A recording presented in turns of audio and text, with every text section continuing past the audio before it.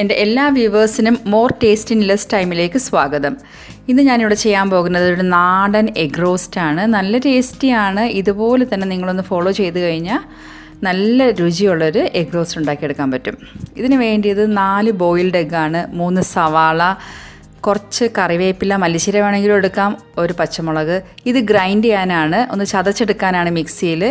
ഇഞ്ചി, വെളുത്തുള്ളി, പച്ചമുളക്, പിന്നെ കുറച്ച് കൊച്ചുള്ളി, ഒരു 5-6 കൊച്ചുള്ളിയും ഒരു പച്ചമുളകും 4 വെളുത്തുള്ളിയും ഒരു ചെറിയ പീസ് ഇഞ്ചിയും. ഇനി നമുക്ക് മസാല എന്തൊക്കെയാണെന്ന് നോക്കാം.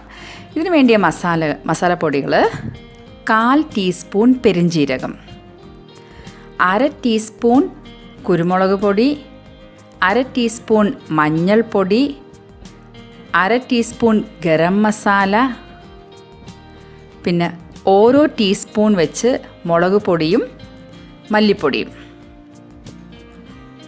ഇനി നമുക്ക് ഈ എഗ് റോസ്റ്റ് എങ്ങനെയാണ് ചെയ്യുന്നതെന്ന് നോക്കാം. 3-4 ടേബിൾ സ്പൂൺ എണ്ണ ഒരു ചുവട് കട്ടിയുള്ള പാനിലിട്ടിട്ട് നമുക്ക് 3 സവാള ആഡ് ചെയ്യാം. 3 സവാളയുടെ കൂടെ നമുക്ക് ഒരല്പം ഉപ്പും ചേർക്കാം. പെട്ടെന്ന് വഴണ്ട് വരും. ഇനി ഇതൊക്കെ ഒന്ന് ചതച്ചെടുക്കാം. ഇഞ്ചി, വെളുത്തുള്ളി, പച്ചമുളക്, ചെറിയ ഉള്ളി, ഈ 4ഉം മിക്സിയിലൊന്ന് ചതച്ചെടുക്കാം.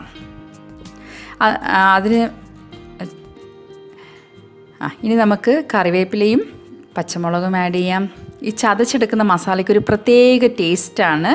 അതും ഇഞ്ചി, വെളുത്തുള്ളി, പച്ചമുളക്, ചെറിയ ഉള്ളി, ഈ 4ഉം ചതച്ചെടുക്കുമ്പോൾ ഒരു പച്ച മസാല എന്ന് പറയും, അതിന് നല്ല ടേസ്റ്റാണ്. അത് ചേർക്കുന്നതിന് മുമ്പ് ഒരല്പം എണ്ണ, ഞാൻ കോക്കനട്ട് ഓയിലാണ് ഇവിടെ യൂസ് ചെയ്തത്, നാടൻ എഗ് റോസ്റ്റ് ആയതുകൊണ്ട് ഒരല്പം എണ്ണ ഇട്ടിട്ട് ആ ചതച്ച മസാലയും ചേർത്ത് നമുക്ക് നല്ല രീതിയിൽ വഴറ്റിയെടുക്കാം. ഇഞ്ചി, വെളുത്തുള്ളിക്കൊക്കെ ഒരു കുത്തുന്ന മണം ഉണ്ടാകും, അതെല്ലാം ഒന്ന് മാറിക്കിട്ടും. അതുകൊണ്ടാണ് നമ്മൾ തുടക്കത്തിലേ അതിട്ടത്.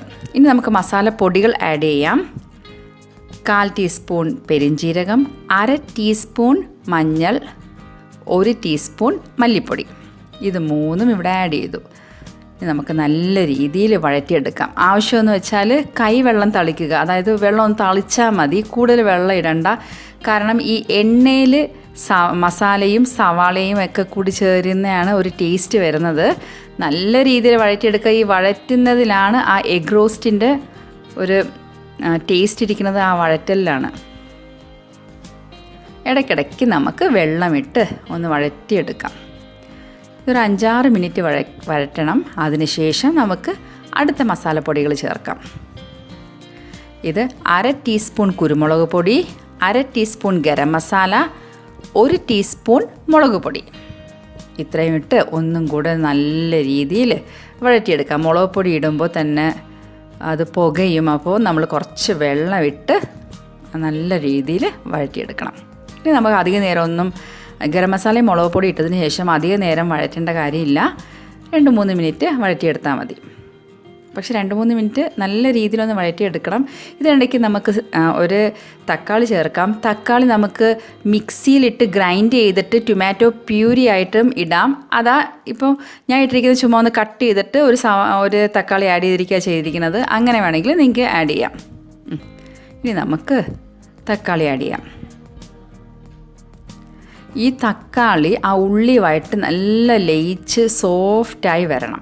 അത് വളരെ അത്യാവശ്യമാണ്. അതിനായിട്ട് നമുക്ക് കുറച്ച് വെള്ളം ഇട്ടിട്ട് നമുക്ക് നല്ല രീതിയിൽ വഴറ്റിയെടുക്കണം. ഇനി നമ്മുടെ ലാസ്റ്റ് പ്രോസസ്സാണ്. നമ്മളുടെ മുട്ടയൊക്കെ അവിടെ വെയിറ്റ് ചെയ്യുന്നുണ്ട്. നല്ല ബോയിൽഡായ മുട്ടയൊക്കെ പകുതിയാക്കിയിട്ട് നമുക്കിതിനകത്ത് ആഡ് ചെയ്യാം.